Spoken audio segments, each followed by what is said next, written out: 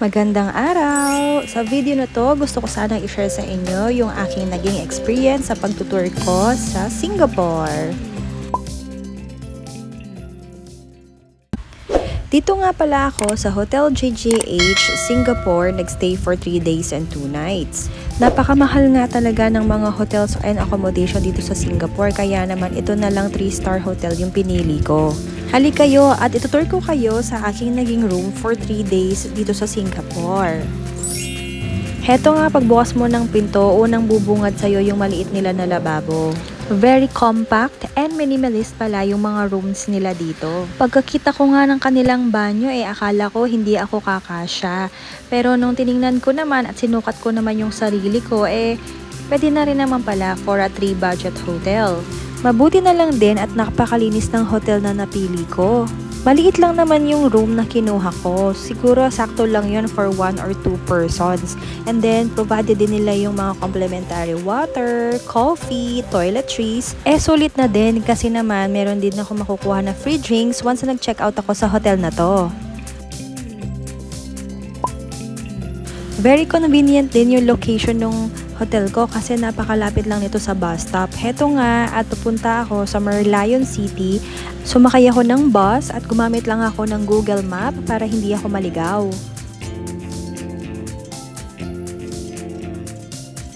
At eto na nga, nakarating na ako sa Merlion Park. O, diba? Ang ganda.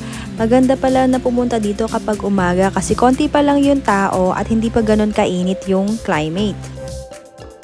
Pagkatas ng ilang minuto ay kailangan ko ng kumain dahil nagugutom na ako. From Merlion Park, naglakad lang ako papunta ng Raffles Station kasi doon ako mag-aalmusal. Doon kasi mahahanap yung Yun Kaya Toast, isa sa mga Singaporean authentic restaurant. Mabuti na lang at hindi pa mahaba yung pila at makakapag-almusal pa ako.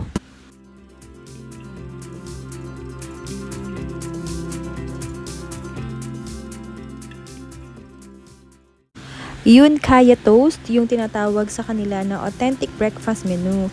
Hindi hard-boiled egg yung sinaserve nila dito, kundi parang half-cook or malasadong itlog. Akala ko malansa ito, pero nung tinry ko namang timplahan ng mga spices and other condiments, masarap naman pala siya.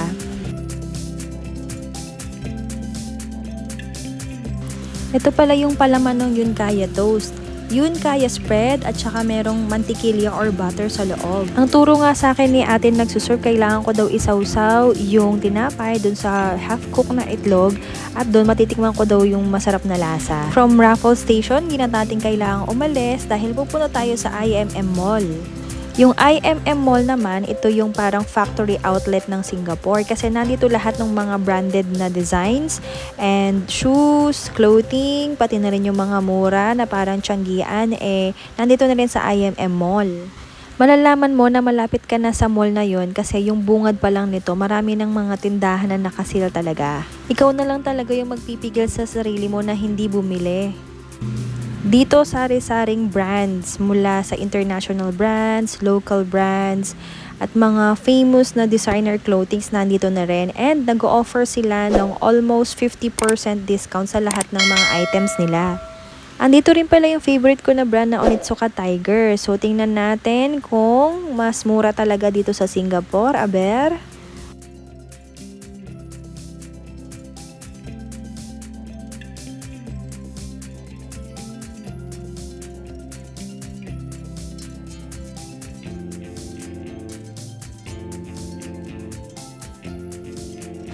Pagkatapos sa IMM Mall ay sumakay naman ako ng bus dahil pupunta naman ako ngayon sa Super Tree Observatory. Take note na free po ang entrance ng Super Tree Observatory, kaya naman kung gusto mong gumala na hindi gagastos, pwedeng-pwede ka dito sa lugar na to. Ngayon ko lang din nalaman na free lang din yung entrance dito sa Gardens by the Bay, kaya naman talagang sinulit ko ang paggala ko.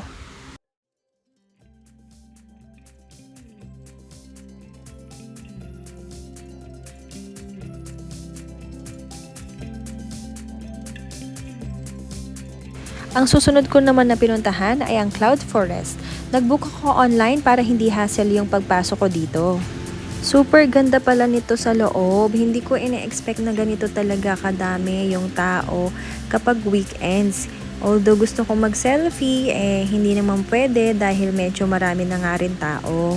Siguro kung napaaga-aga lang yung pagpunta ko, mas nakita ko at nasolo ko yung cloud forest.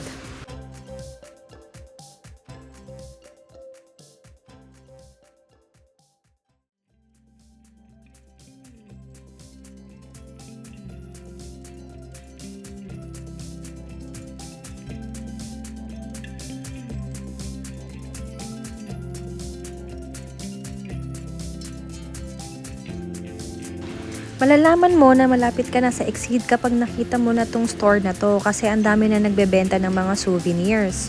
Kasama na nga rin pala dun sa package na binook ko online ay ang free shuttle bus papunta sa aking last destination. Sulit din yung pagsakay sa shuttle bus na to kasi makikita mo yung ibang perspective ng Gardens by the Bay.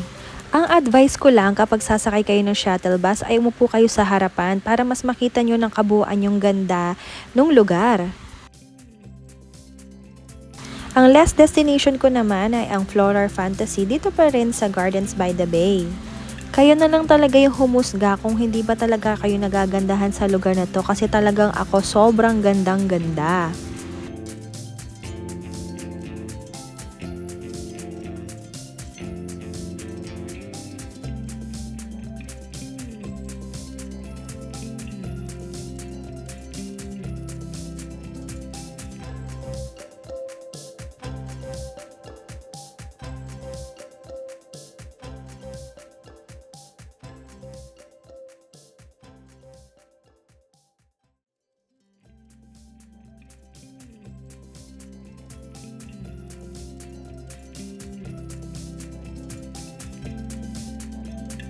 Hindi ko na lang din talaga na videohan yung aking pag-uwi sa aking accommodation at dahil pagod na ako. Ito nga pala yung aking in-order for my dinner.